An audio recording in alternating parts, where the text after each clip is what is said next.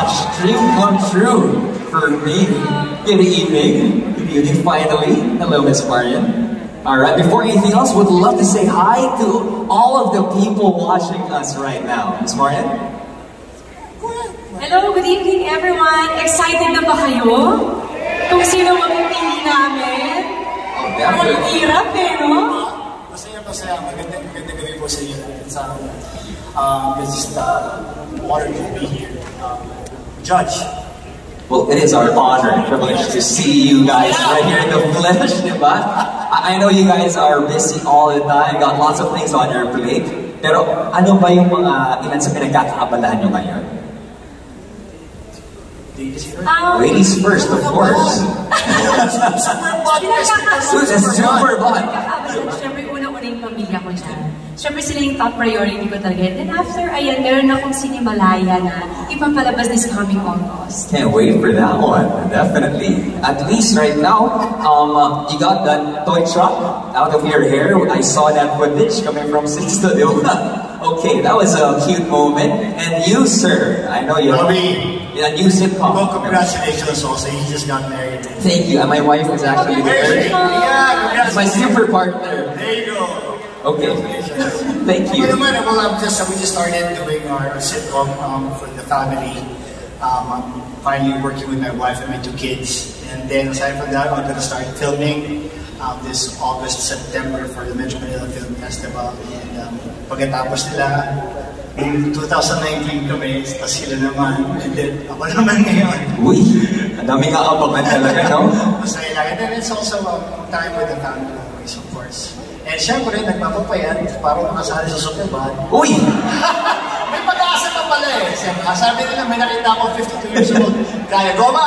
Grabe yung hindi ni Sir Goma, oh. Kaya namin yan. Can we expect you guys next year to join the Superbad? Next year, ang tagal. Kailan ba pwede magsimula? Next month, ulitin namin to. You've heard him. From my favorite doctor himself, Doc Aga. Thank you. Okay, pero syempre, we go back to family and priority talaga ang family, no? But now you are part of this growing family with Century Tuna.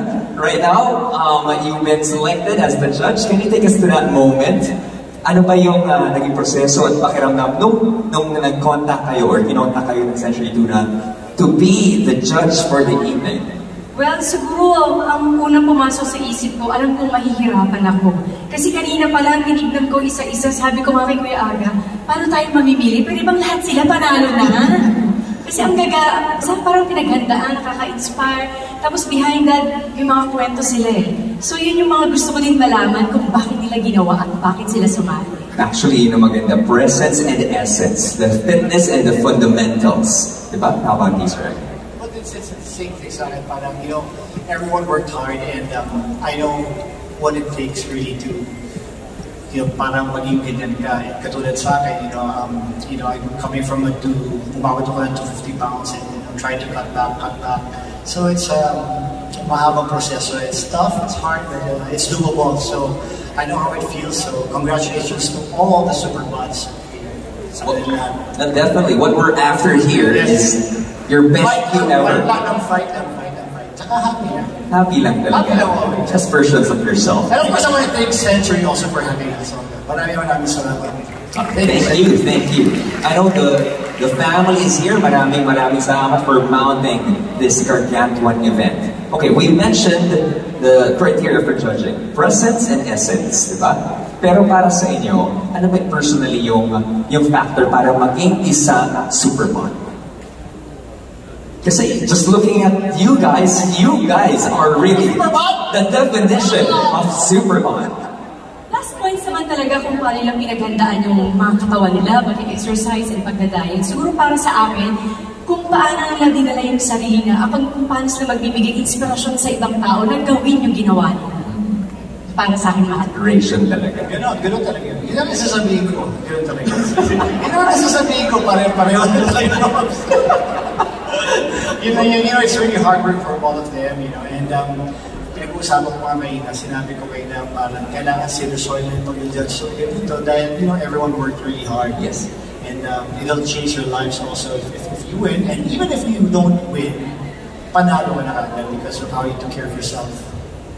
We got 35 finalists, no? Grabe yung preparation, grabe yung effort. Ang dami talaga kasi actually nahirapan yung Century na pumili ng ating finalists kasi everyone has that potential to be the champion talaga. But kanina, we just recognize the super moms and super dads just like you guys.